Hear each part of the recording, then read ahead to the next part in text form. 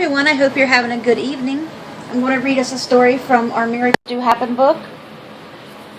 I got this for us through the Guidepost books. Got my phone propped up here on the computer.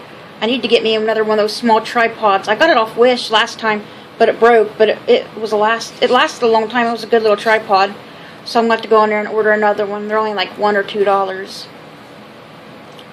So hopefully you guys don't fall over right now.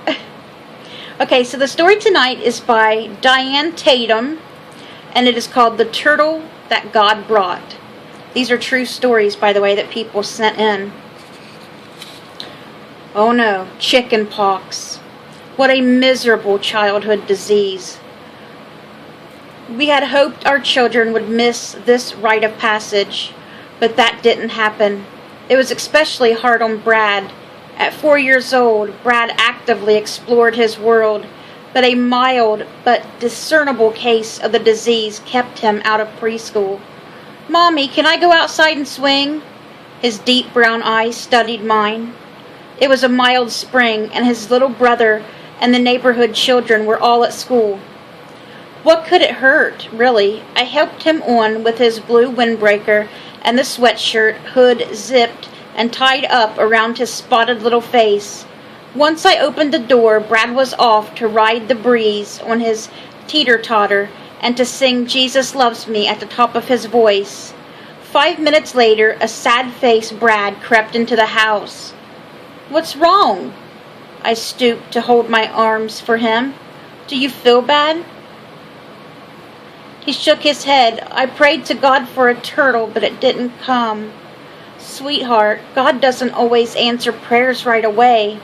God may have a special turtle picked out for you, but turtles are very slow. It may take him a while to get here." That's a good one. I hoped God knew how much I was counting on this miracle for a precious little boy. "Really?" Brad sounded skeptical.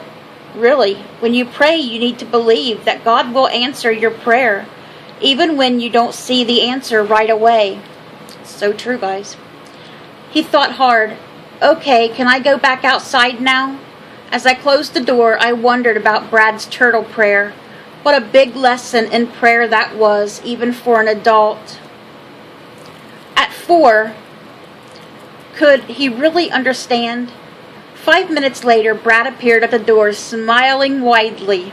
I wonder why. "Guess what, Mommy? I prayed to God for a turtle, and he said he's coming. He may not be here yet, but God's bringing him here. I'm going to name him Tiny Tim." He ran upstairs to find something else to do. The next day, Thursday, Brad ran to check the backyard for his turtle that God was bringing. "He's not here now, but I know he's on the way," Brad announced. Friday and Saturday backyard checks brought the same results, but Brad was undaunted. I was becoming concerned about what to say or to do if the turtle never came. "Remember, God, this turtle is very important to this little boy. This prayer could affect his belief in you for the rest of his life." Sunday morning, Daddy stayed home from church with Brad. When worship was over, I grabbed our pastor, Draw's arm, and told him about Brad's prayer. Draw was a giant of a man who laughed easily. "Isn't it amazing how easily a child believes?" He laughed and patted me on the back. "Don't worry, Mama." Sunday's check of the yard still yielded no sign of Tiny Tim. "What if he's not coming?" Brad asked. "Do you think God will answer your prayer?" I smiled as best I could. "Please, God," I prayed. Brad looked up at me and smiled. "Of course.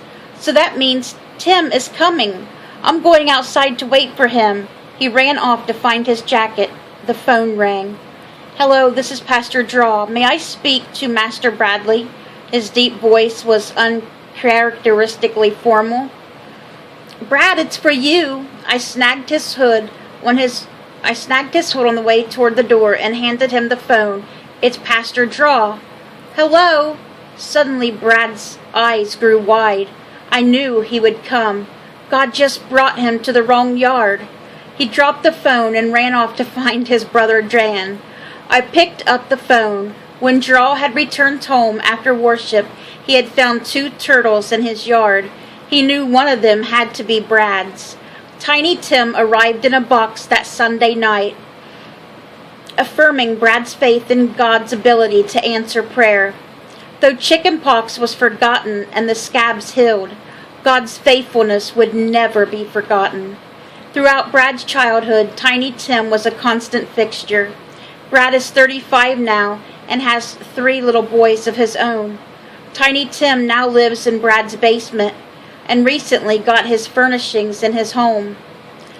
Brad's doctorate even came from the home of the Terrapins, the University of Maryland, College Park.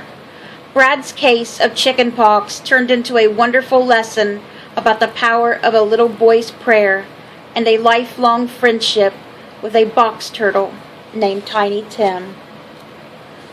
The littlest things, guys. Always the littlest things are the best.